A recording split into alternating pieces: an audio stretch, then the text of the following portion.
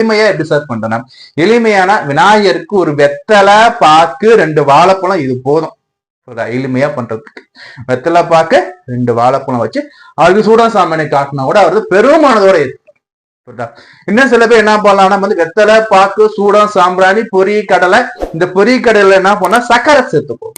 சக்கரை சேர்த்த பொரி கடலை அவுள் இத கலந்தவர்கள் படையலாம். இதுல விநாயகருக்கு பழங்கள் வாங்குறீங்க. என்னென்ன பழம் சார் வாங்கணும்னா சீசன் பழம் சொல்றோம் பாத்தீங்களா. விநாயகர் இந்த நேரத்தை வரக்கூடியது வந்து பாத்தீங்கன்னா நாவற்பழம் முதன்மையா இருக்கணும்.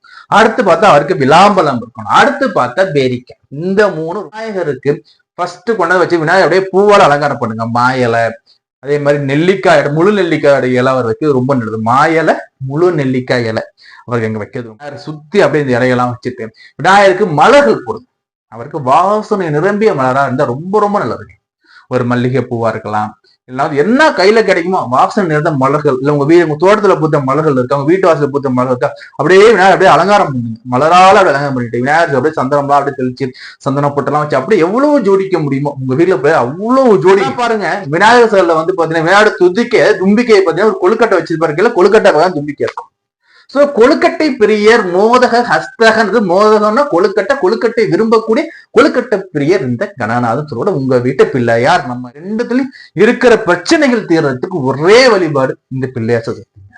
வழிபாடு பண்ணி பாருங்க.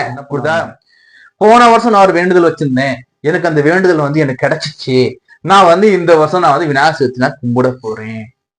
விநாயகர் சதுர்த்திக்கு விநாயகருக்கு நன்றி சொல்ற வகையில வந்து பாத்தீங்கன்னா வந்து விநாயகர் சதுர்த்தி வழிபாடு பண்ணுவாங்க.